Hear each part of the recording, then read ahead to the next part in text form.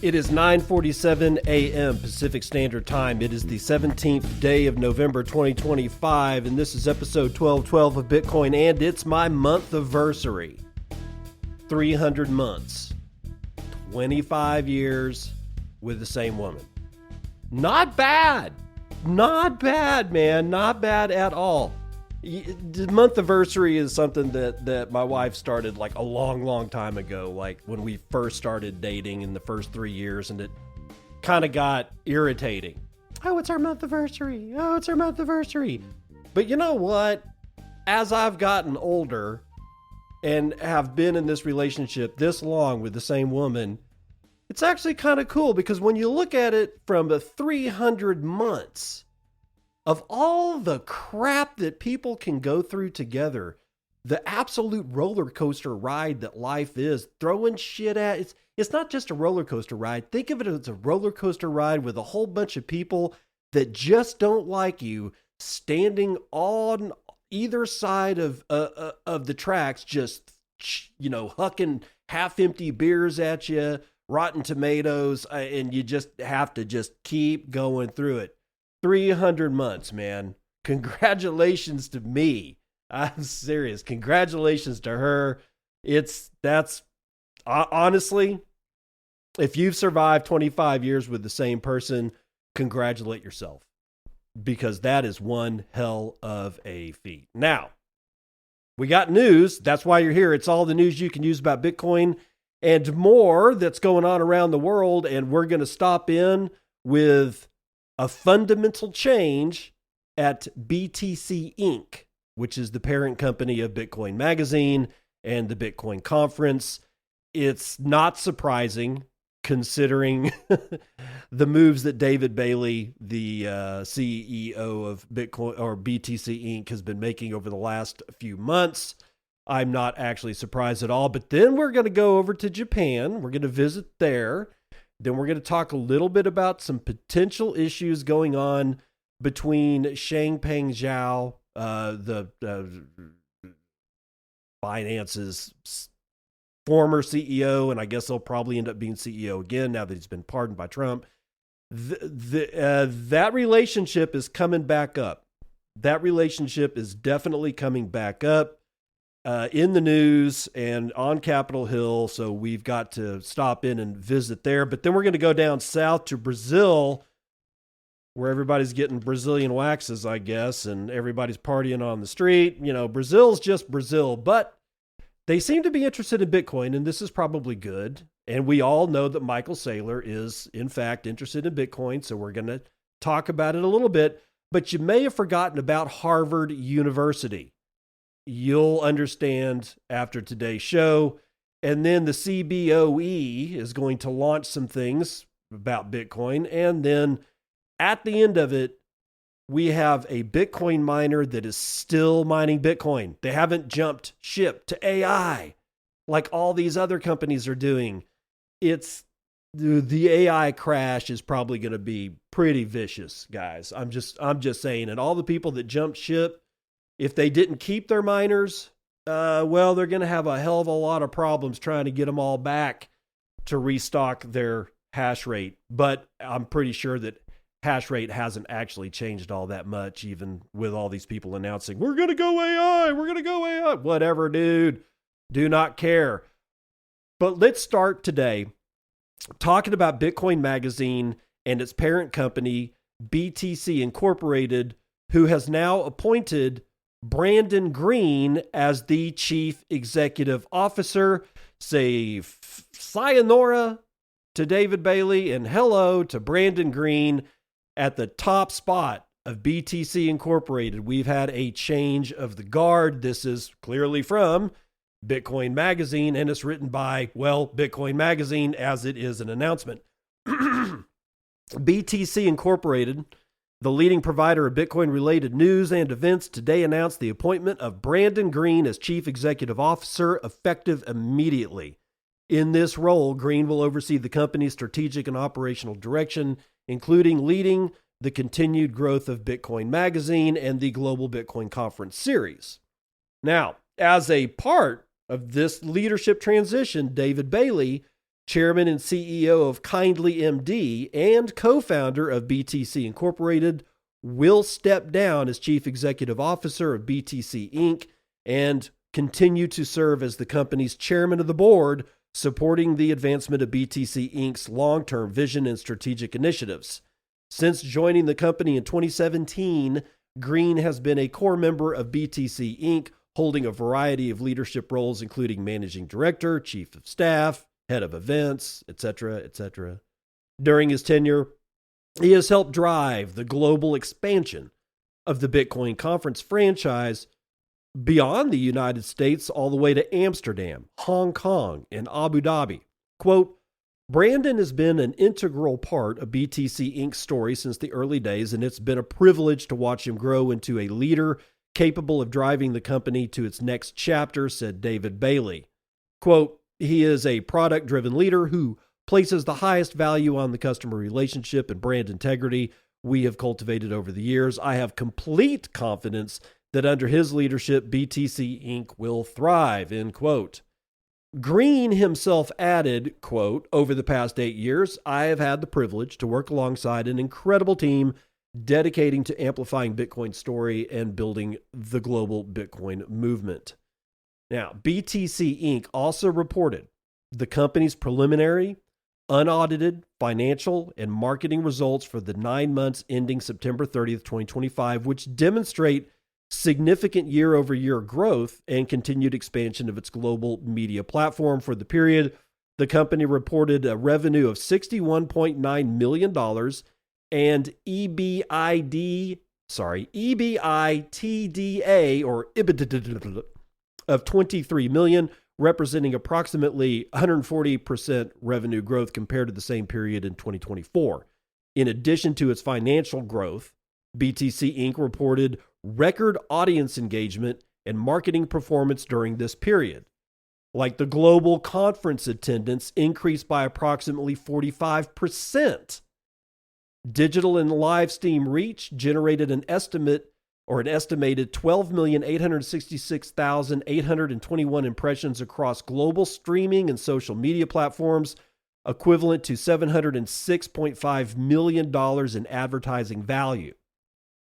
Audience and brand engagement and related media properties reached more than 175 million monthly impressions. It's actually some pretty impressive growth there.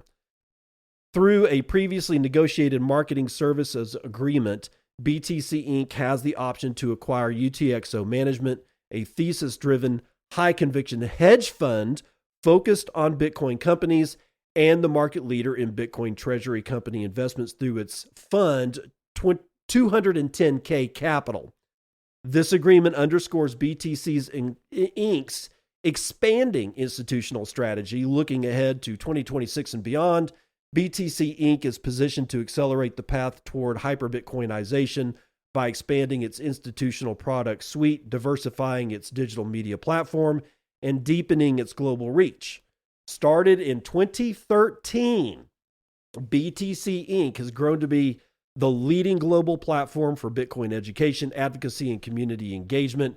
The Bitcoin conference, recently held in Las Vegas, welcomed more than 30,000 attendees and 400 speakers. Holy shit. Including the sitting vice president of the United States. Beyond the events, BTC serves as a cornerstone of Bitcoin advocacy, blah, blah, blah, yada, yada, yada. But what I really thought was interesting about this article is this option to acquire a company named UTXO Management, high conviction hedge fund. So David Bailey, before he left as CEO, said that he wanted to fold Bitcoin Magazine and the Bitcoin Conference and a couple of the other properties into Nakamoto, which, as we all know, is basically tanked. And I've made no bones about it that this is a terrible idea. I don't think I think dragging profitable businesses into something that is clearly dying on the vine is probably not the way to manage growth of the assets that are actually making money. So the question becomes for me, he's going to be chairman of the board, David Bailey. He is stepping down as CEO, and Brandon Green is stepping up, and this is effective immediately, and it makes me wonder if the other people involved in the businesses that are the Bitcoin Conference, the Bitcoin Magazine, and anything else that they're related to under BTC Inc. was not too happy with that direction. Do I know for a fact? No, I do not. I have no clue what they were thinking as to whether or not David Bailey's decision was a bad one or a good one. It doesn't matter. It's just, I think it's a terrible idea to use profitable companies and drag them into something that is clearly going down with the ship, right?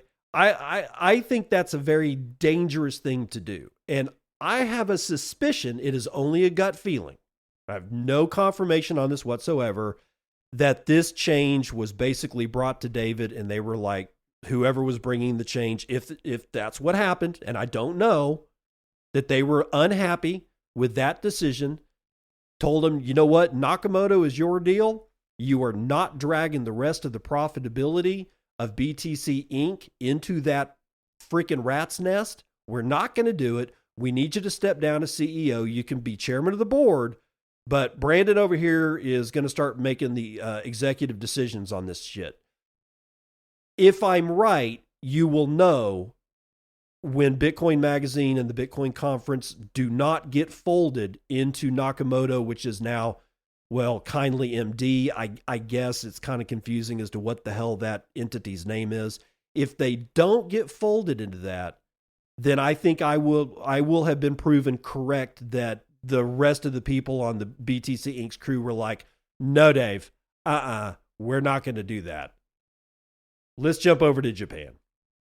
Japan's FSA plans to classify crypto as financial products, and they eye a 20% tax rate. Amin Hasquanis from Cointelegraph. Japan's Financial Services Agency is preparing an overhaul of the country's crypto regulatory framework, moving to classify digital assets as financial products under the Financial Instruments and Exchange Act.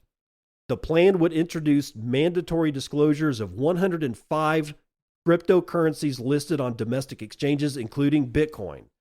If enacted, exchanges would be required to disclose detailed information about each of the 105 tokens that they list, including whether the asset has an identifiable issuer, the blockchain technology underpinning it, and its volatility profile per the report.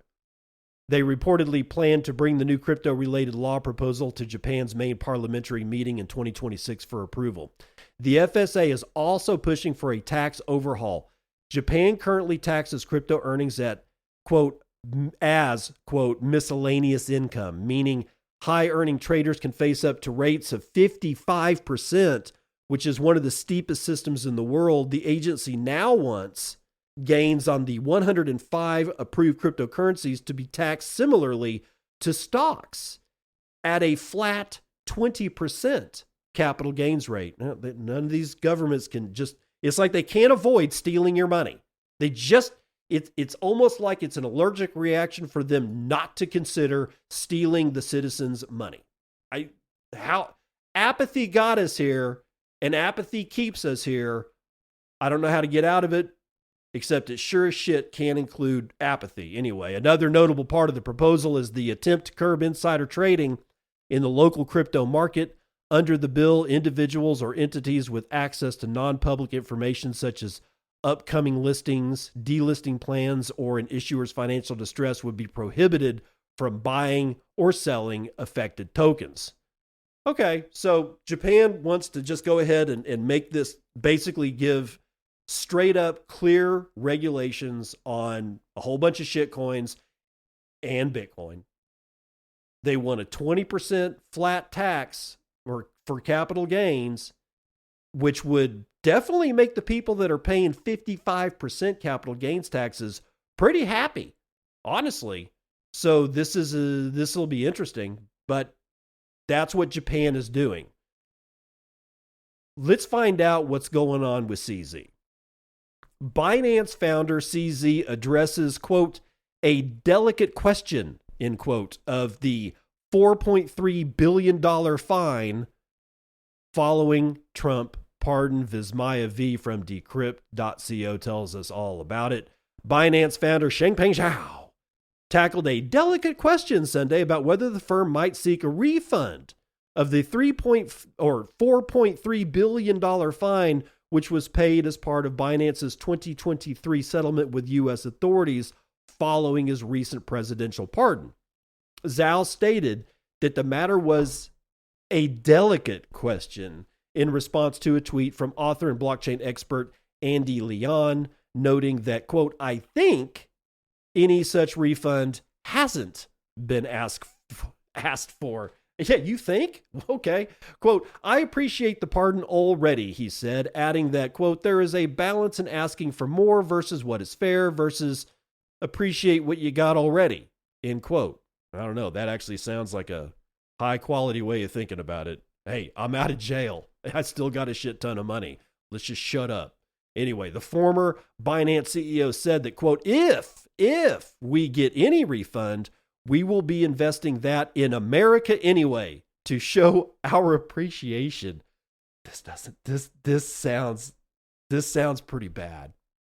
This is almost just transparent going, yeah, dude, we're definitely on the grift. Oh well, hey, it is what it is. The conversation also raises an obvious complication about Zhao's use of the word we. CZ stepped down from Binance's executive ranks under the terms of its settlement. So while he's responding to a question about your $4.3 billion, that fine was paid by the exchange, and he would be unable to speak on its behalf. Under the terms of the plea agreement reached as part of the settlement, Binance did agree to forfeit $2.5 billion and to pay a criminal fine of $1.8 billion, while Zhao personally paid a fine of $50 million. Decrypt has reached out to Binance for clarification, and if they respond, we'll tell you all about it. President Donald Trump pardoned Zhao last month, with the clemency ending the legal consequences from his guilty plea to violating U.S. anti-money laundering laws. Zhao pleaded guilty in November 2023 to charges of failing to maintain an effective anti-money laundering program at Binance, allowing funds linked to terrorism, hacking, and other crimes to flow through the exchange. The Binance founder was sentenced to 4 months in prison last May and served his time at a minimum security facility in Lompoc, California. In May, in an exclusive interview with Decrypt's sister company Rug Radio, Zhao dismissed reports that he had offered Binance.us equity in exchange for clemency. Trump defended his decision in his 60 Minutes interview published earlier this month, describing Zhao as a respected entrepreneur who had been the victim of weaponization by government, noting that he had heard it was a Biden witch hunt. Okay. Democrats immediately condemned the pardon. Really? You think? With Representative Maxine Waters castigating it as an appalling but unsurprising reflection of his presidency and insisting the pardon was the payoff. Elizabeth Warren and Adam Schiff introduced a resolution to rebuke the pardon, and Representative Ro Khanna described it as a blatant corruption, noting he plans to pursue legislation barring lawmakers from holding crypto. Okay, we'll punish everybody else. Binance's closeness to the Trump family's crypto empire had raised eyebrows well before the pardon. In early March, the exchange handled a $2 billion investment from Abu Dhabi's MGX that was settled in USD1, the stablecoin minted by the Trump's World Liberty Financial Project. In June, Senators Elizabeth Warren and Jeff Merkley wrote to the CEOs of MGX and Binance requesting that the firms preserve records relating to USD1 investment, describing it as effectively cutting President Trump into a multi-billion-dollar international deal. Oh, yeah. Effectively cutting President Trump into a multi-billion-dollar international deal. All right, so this just looks bad. I can't sugarcoat it for anybody here, man. It does, like I said, this is nothing about whether or not I like Trump or don't like Trump. It doesn't really matter. I kind of don't care. When I'm just looking at the raw data, this looks like a payoff. It just looks like a great big fat payoff. And honestly, 4 months in prison, he had to get pardoned. I mean, I think he had already served that. So all this really looks like to me was that it was expunging his record, and it was going to allow him to be able to take the reins back at Binance, because everything in that plea deal is kind of like null and void, I think, because it's a presidential pardon. It's a full blown pardon. So I think everything is on the table. And if CZ wants to be the CEO of Binance, then he can probably go and be the CEO of Binance, because he didn't get 25 years. He didn't get 20 years. He didn't get 15, 10, 5. He got 4 months. Unless somebody out there knows something I don't, that 4 months?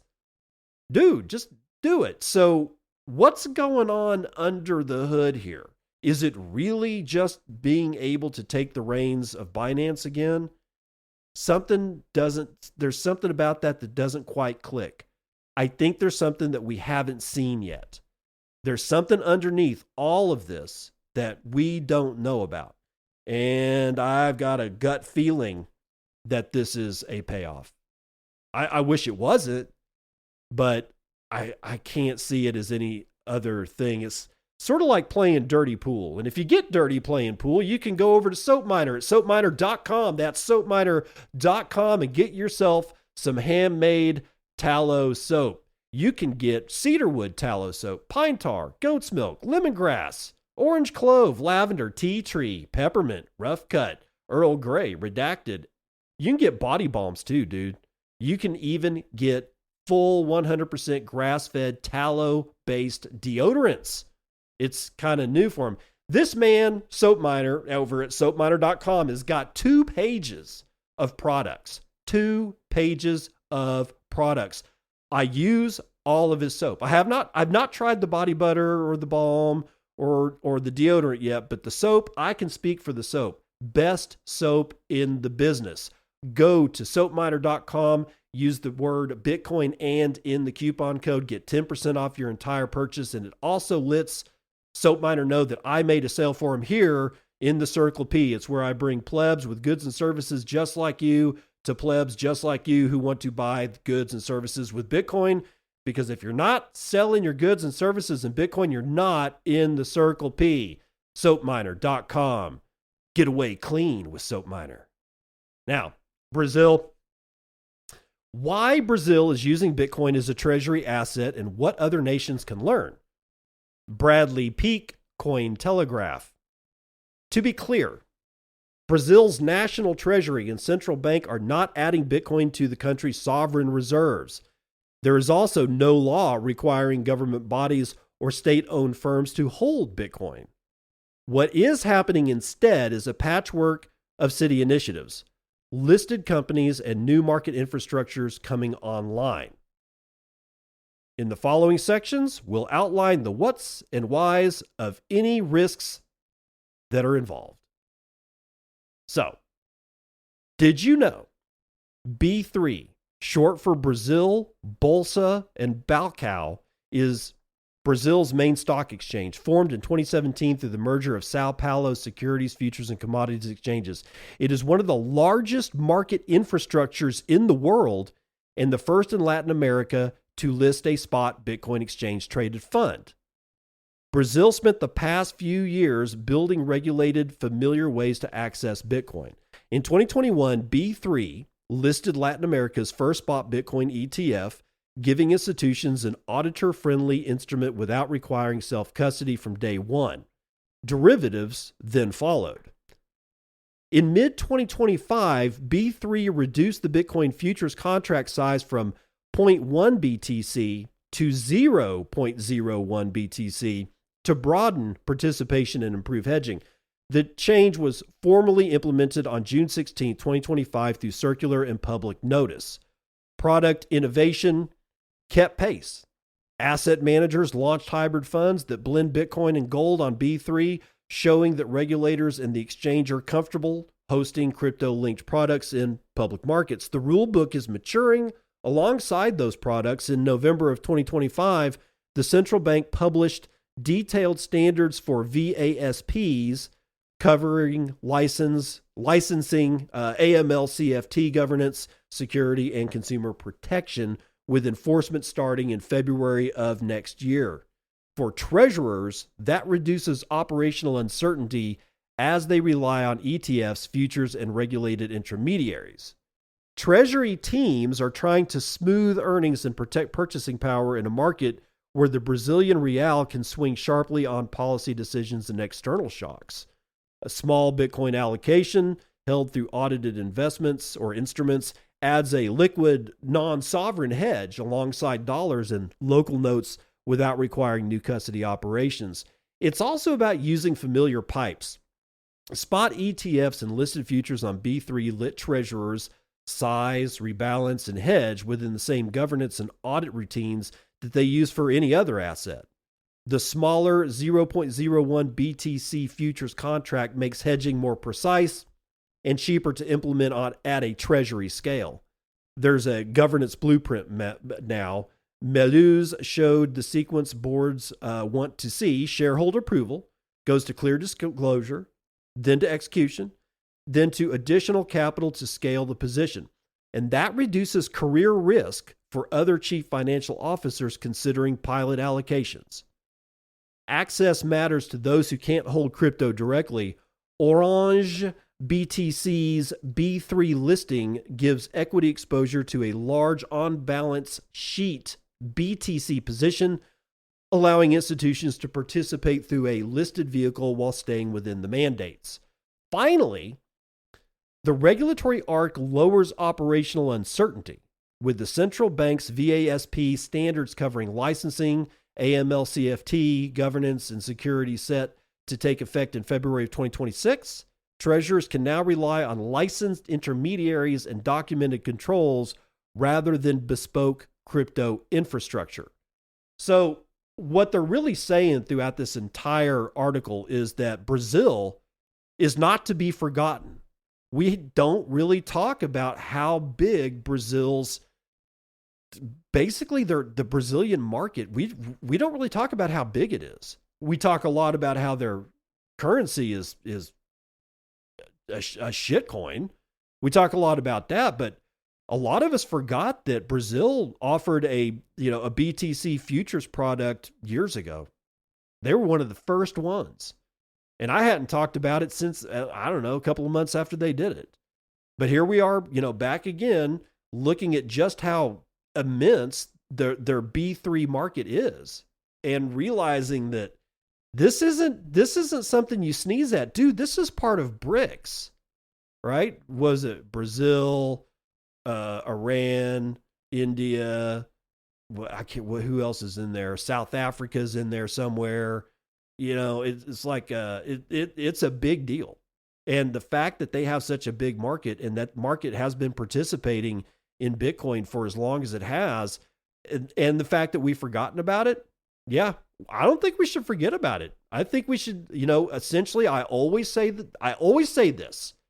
If you're not watching Latin America, you're not watching the future. If you're not watching the continent of Africa, you're not watching the future.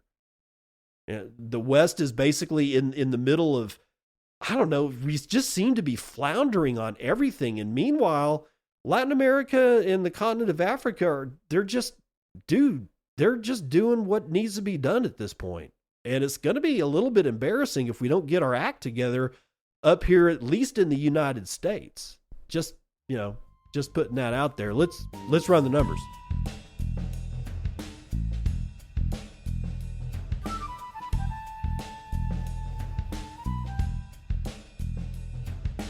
CNBC futures and commodities.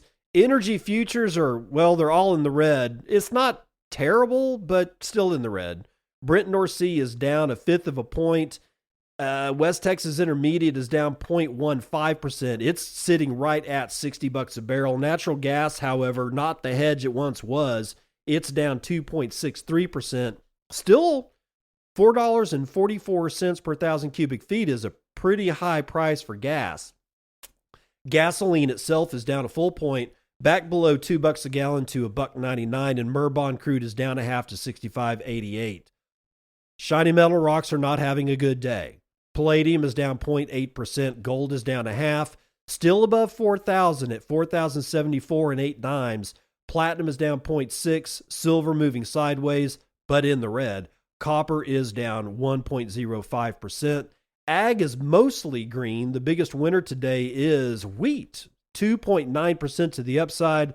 Biggest loser today is lumber, 2.7% to the downside. Meanwhile, live cattle getting some relief, 0.65% in the green. Lean hogs up a quarter. Feeder cattle up, 1.43%. Legacy indices, not looking all that swell. S&P is down 0.5.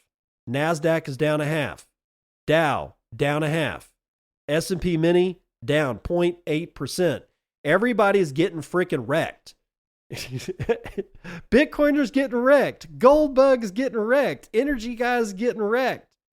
Legacy market dudes getting wrecked. Where the hell's all this money evaporating to anyway? Sure as shit isn't coming to Bitcoin because we're at $92,760. I'm sorry to be the bearer of bad news. It is what it is. And if any of you guys out there are like, fuck it, man, I'm just going to sell. Do you have to? Do you really have to? I mean, that should be the first question. If you have to, you have to. I mean, I understand it. I'm not going to hold it against you. I'm just saying people panic and then realize, looking back, I didn't actually have to sell it. So I'm just saying, take a pause, take a deep breath and just let it flow. Anyway, we're at a $1.85 trillion market cap. We can only purchase 22.8 ounces of shiny metal rocks, whether 1 Bitcoin, of which there are 19,949,929.29 of. Wow, that's a lot of nines. Average fees per block are normal. 0.03 BTC, taken in fees on a per block basis. But a little bit more activity going on in mempools around the world today. It looks like mempool.space is listing about 39 blocks carrying 52,000 unconfirmed transactions waiting to clear at high priority rates of 5 sats per VByte, low priority 4 sats per VByte. Still zettahash range. Security on the Bitcoin network almost completely unchanged. Row of sticks, 1.11 zettahashes per second is the hash rate for the Bitcoin network. You can do with that what you will. From Alibaba's 40 Thieves, Nick Dose with 103 sats says cheers. Jason High with 200 says thanks for the news you can use. You're welcome, dude. And Jingo Unchained with 1,500. Dude, thank you. Cowabunga. Cano with 888 says, these fell out of Peter Schiff's pockets. Thought you should have them. Nakaz 18 with 210. Live Aloha.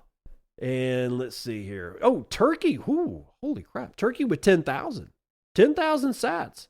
Remember a day when that was almost or a little bit above $10. Not bad, Turkey. Thank you. I appreciate that. Sorry, I haven't boosted in a while. I'm not driving as much as I used to. Well, I understand. To be discussed with 5,000 sats says, brother, you are appreciated. I'm glad to hear that. It's always makes my day to hear that. Permanerd with 210 says, just saying hi. Hi. Oh, well, hi back, Permanerd. Pies with 121 says, thank you, sir. No, thank you. And that's the weather report.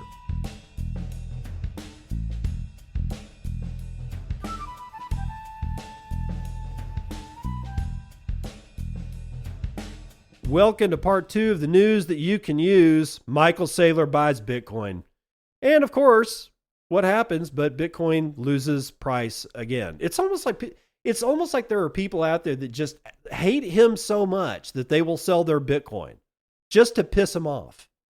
It seems like a very juvenile thing to do. I'm probably getting it wrong, but it always happens this way. Monday he announces that, Sunday he puts out a tweet, says, hey, here's an orange dot. Then Monday he says, yes, here's exactly how much Bitcoin we bought. And then the market goes, blah, blah, blah, blah.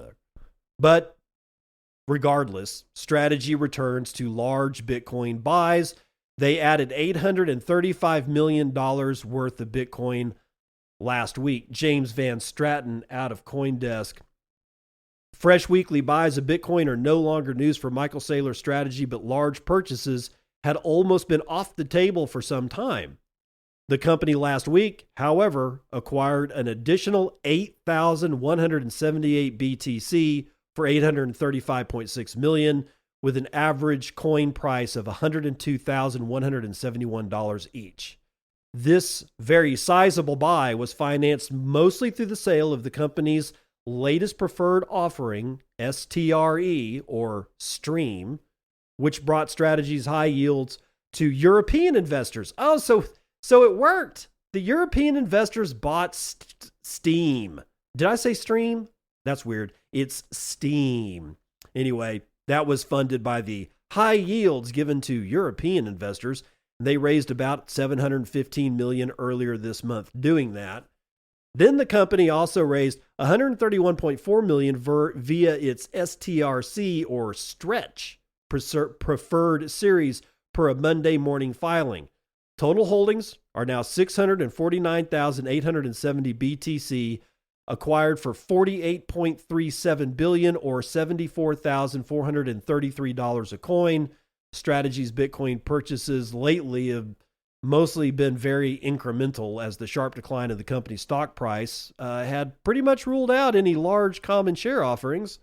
Trading at $199 earlier on Monday, MSTR enterprise value now sits only barely above the value of the Bitcoin on its balance sheet, making common stock issuance dilutive to existing holders. Bitcoin is trading at 94,500 on Monday. No, it's actually not. It's down below that. That's how fast price moves, like in times like this. Just take a deep breath, dude. Put one hand on your chest, put one hand on your belly, and breathe in through your nose and out through your mouth. Do that at least 10 times. Slow, like breathe in for 4, breathe out for 6, breathe in. Yeah, do that. You'll be fine, man. Besides, it's come to my attention that most of us, at least in the West, we don't really breathe all that properly, insofar that we're not getting enough oxygen so that our metabolism can actually work correctly. I've been reading this lately, and I'm kind of stoked that maybe we can set a lot of our mental and physical issues straight simply by breathing. Not all of them, but at least some of them. For other things, you might have to turn to chemistry, but this is not the time to do that. Stop dropping pills, and don't drop acid unless you're with a loved one and in a padded room and not out in a restaurant or a bar. Just be safe out there, people. Harvard triples its investment in BlackRock's IBIT. So through all of this, what does Harvard do? Harvard looks like it's tripling down. Atlas21.com, Harvard University has tripled its exposure to spot Bitcoin ETFs, according to a filing submitted November the 14th. According to official third quarter data, Harvard reported holding 6,813,612 shares of IBIT, BlackRock spot Bitcoin ETF, and this represents a 257% increase from the 1,906,000 shares previously held. Damn. IBIT is now the university's largest disclosed investment. Let me read that again. We're talking about Harvard University. We're not talking about Bob's backyard biochemistry building. This is Harvard. IBIT is now the university's largest disclosed investment, surpassing giants such as Microsoft, Amazon, and the Spider Gold Trust. As of September 30th, the shares were worth $442.8 million, although that value later fell to around $364.4 million because of Bitcoin's price decline.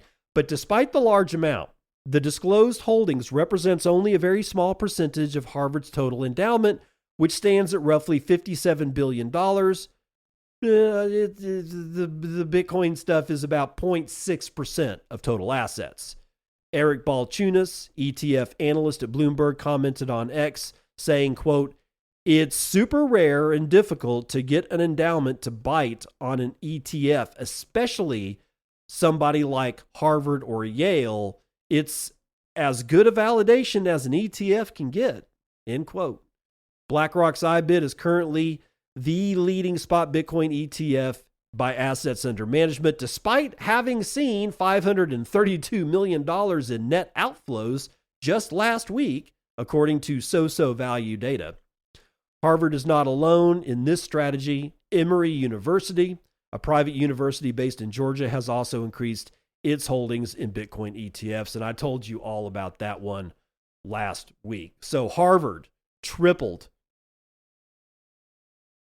Now, today they might be looking at it going, man, maybe we should have waited.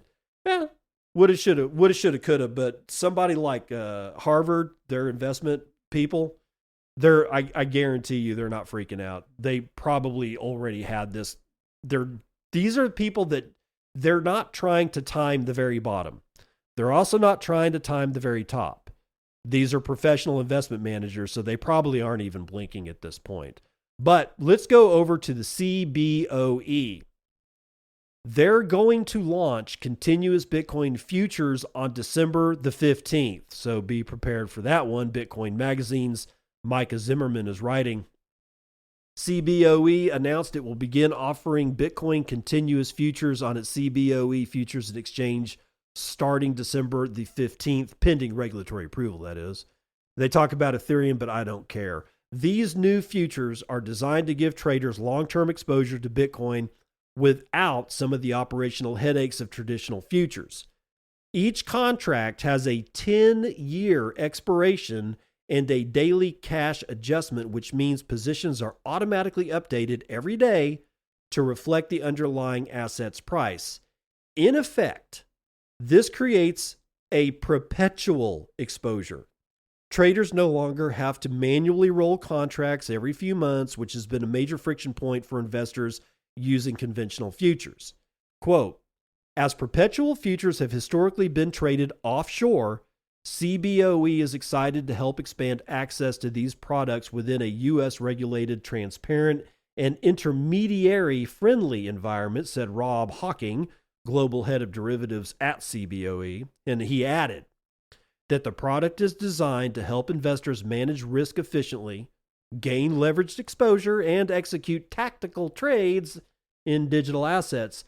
The new contracts will use real-time price data from Keiko, a digital asset market data provider, to track Bitcoin and shitcoin number one. Each day, a funding amount adjusts open positions to keep the futures price closely aligned with the spot market. This ensures that the contract accurately reflects the value of the underlying asset, which is important for anyone using these contracts to hedge or speculate. Anne Claire Maurice, managing director of derived data at Keiko, noted that these U.S. regulated continuous futures remove much of the operational friction that institutional investors face when managing offshore perpetual contracts.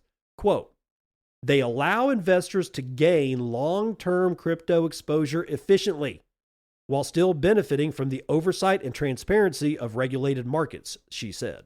The contracts will be cash settled and centrally cleared through CBOE Clear US, a CFTC regulated clearinghouse. This reduces counterparty risk, making it safer for traders compared with unregulated or offshore derivatives. Margin requirements will follow CFTC rules, and there may be opportunities to offset margin requirements with other CFE-listed futures, such as financially settled Bitcoin and financially settled shitcoin number one contracts. In short, CBOE's continuous futures bring the convenience of perpetual-style crypto exposure to a regulated U.S. market. Traders can now hold positions in Bitcoin long-term without the need for constant contract rollovers while benefiting from transparency, centralized clearing, and regulatory oversight. So I'm not a pro trader. I certainly don't know anything about, that much about how futures actually work. But the obvious question that I think people should ask is, if you're going to buy a 10-year contract, how do you trade that? Can you trade that? I know the answer has to be yes. Otherwise, this wouldn't be a product. So all this really does is remove the problem of having to roll over and buy new contracts and worry about expiry dates. And like they said, there's a lot of friction if you want to roll your your futures over into new contracts. The Perpetual just makes it much longer term. I remember there was a time in Texas where I could get I think I could pay for a 4-year driver's license, or I could pay a little bit extra and not have to have it, what do they call that, re-upped for 6 years. And I was like, oh, hell yeah, I don't want to have to come back here every 4 years and, do all this crap again. So I opted for the 6, and it was awesome. It just sort of made my driver's license a little bit more perpetual. I hope that helps in the explanation. And finally up, the block has this one from RT Watson. Bitcoin miner Hive reports a record revenue as the production of Bitcoin jumps. Hive Digital Technology said on Monday that it posted record revenues as the Bitcoin miners' production of Bitcoin increased significantly during its most recent quarter. The company said in an earnings statement that it registered $87.3 million in revenue during the second quarter of its 2025 fiscal year, representing a 285% increase year over year. Hive also reported an adjusted EBITDA of $31.5 million. The Bitcoin miners said production also rose 77% quarter over quarter, despite an increase in network difficulty to 217 BTC, currently worth about $67.5 million. Production was also up 100% year over year, as Hive produced 340 Bitcoin during the very same period the year before. Bitcoin is trading at roughly 94,000 on Monday, down about 10% during the past week. Quote, despite Bitcoin hash price being up only about 25% year over year, our revenue soared 285% year over year due to our aggressive hash rate expansion and relentless focus on efficiency, Hive Executive Chairman Frank Holmes said in a statement. According to some market watchers, Bitcoin miners have recently entered a new era. While shares in Bitcoin miners once traded in near lockstep with the price of BTC, with many miners pivoting towards artificial intelligence infrastructure, their stocks have been increasingly driven by the AI theme, JP Morgan analyst said last month. Quote, we are accelerating our AI data center initiatives across Canada and Europe, laying the groundwork for the Tier 3 plus facilities capable of supporting hyperscale GPU deployments, Hive president and CEO Aidan Killick said in a statement. Quote, Buzz HPC is becoming a powerful growth engine, end quote. Buzz HPC is Hive's high-performance compute subsidiary. Hive shares rose about 6% to $3.52 as of 10:46 a.m., according to the block's price page. The company's stock is up over 20% so far this year. Dude, then that would make Hive one of the only companies that is escaping the frickin' carnage that's going on out there, not just in Bitcoin. I mean, if you want to look at the shitcoin field, be my guest. Go right ahead. You think this is bad for Bitcoin? You should see I looked at it on Friday. I looked at CoinMarketCap and I arranged it. I just arranged the sorting feature to go from the highest amount of percentage losses on a 7-day and 10-day period, or was it 7-day and 15-day? I can't remember, but at least on 7 days, to the lowest amount of loss. So it took, when you did it that way, Bitcoin came in number 66th. Actually, I think it was 67th on the list of worst performers. I mean, 66 shit coins were tanking way, way, way, way, way worse. And this is why I will leave you with this today. Stop shitcoining. You've got to stop shitcoining. This is one of the problems this entire industry has, is all of the shitcoins. And that washes over into Bitcoin's performance simply because nobody, the great guts and feathers of investors cannot separate in their mind Bitcoin from the rest of this stuff. They somehow or another, we've never made it clear that Bitcoin is different. that Bitcoin started it, that Bitcoin is the only way to really go. We're still working on it, but we haven't quite got there yet, which is why 66 shitcoins we're looking at like 95% losses near the top, and then it's like 94, 93% loss, 87% loss. And it just goes on and on and on and on until you finally get to Bitcoin way down there in the list at 67%. And then I know that somebody's listening to me going, yeah, but I know some shitcoins that are in the green. They're the next Bitcoin. No, they're not. They will have their turn at the guillotine. They will have their turn under the axemen's hatchet. They will have their turn being hunted to death in the wild like some poor wounded animal, because all of them take their turn on this. All shitcoins are is a distraction. Stop allowing yourself to be distracted by nothing. That's what's so bad about it. There's actually nothing there. And I'm seeing news stories again this week about frickin' Zcash. Dude, another shitcoin is probably the least shittiest of the shitcoins, or at least one of them, but it's a shitcoin. It should not, it has problems. Of course, Bitcoin has its own problems, but Zcash, the fact that I'm seeing a marketing push, the likes of which I haven't seen since 2017 on a shitcoin, tells me everything I need to know about Zcash. Something has changed in that ecosystem, and it's not for good. All right. So just y'all be aware, be careful out there, understand that we've been here before, and one of these days we will be here again. So just be careful out there, and I will see you on the other side. This has been Bitcoin and I'm your host, David Bennett. I hope you enjoyed today's episode and hope to see you again real soon. Have a great day.